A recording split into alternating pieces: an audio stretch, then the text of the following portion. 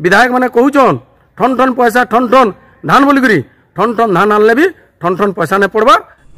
जुहार दर्शक बंधु हो आज्ञा आपण सुनले टाणुआ चाषी नेता रमेश महापात्रंकर कथा।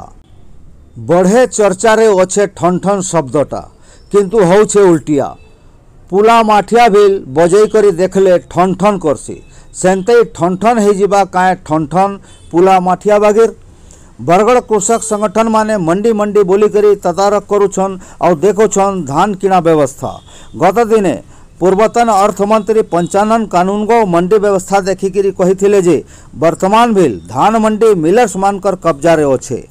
अन्य आड़े अव्यवस्था देखिकी आगामी डिसेम्बर 18 रे चाषी राजरास्ता रे धान पकई करी आंदोलन करबे। गतकाली संयुक्त कृषक संगठन बरपाली ब्लॉक रो कुम्हारी तुलंडी बरपाली आदि मंडी रो तदारक करिथिले। केन व्यवस्था की अव्यवस्था रही छे सुनुन रमेश महापात्रंकर मुहनु। धन्यवाद। संयुक्त कृषक संगठन उपदेष्टा मंडली सदस्य रमेश महापात्र बरगढ़ जिले में मासे हेबा धान किणा बिका आरंभ हेलान। पाखापाखि 229टा मंडी रे 52टा सोसाइटी एवं 20टा एसएचजी ग्रुप जरिया 113टा मिल माने धान नेबार व्यवस्था थिबार बेले आज जेन हिसाब रे धान उठवार कथा बरगढ़ जिले में से प्रकार धान नहीं उठवार। बरगढ़ जिले में 3टा आरएमसी अच्छे। 3 आरएमसी रे मोट वर्तमान सुधा 11 लक्ष पैकेट धान वर्तमान मैंने पड़ीकरी अच्छे। और जदि आम देखमा प्रत्येक मंडी रे धान पड़ी रही है। जेन मंडी रे आम धान उठुचे सेनु केजे 2 केजी जदि कटनी देले आज्ञा से धानटा टप टप उठुचे।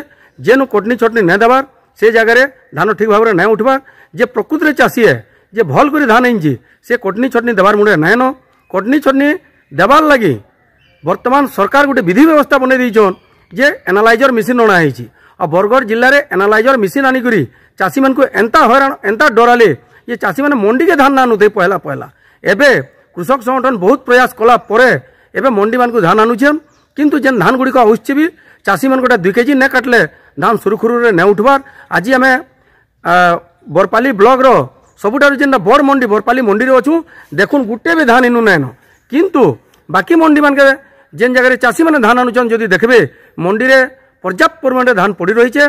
चाषी मान को जेन प्रकार हैरान करा जाउछे 2 केजी कटा जाउछे कौन सी मंडी दलाल मुक्त नुहे से सरकार जेन कहले दलाल मुक्त 3100 टंका कटनी चटनी ना है बोलिकी आम कृषक संगठन तरफ चैलेंज करूँ मंडी मान को आसुन देखबे कटनी चटनी होचे कि नहीं।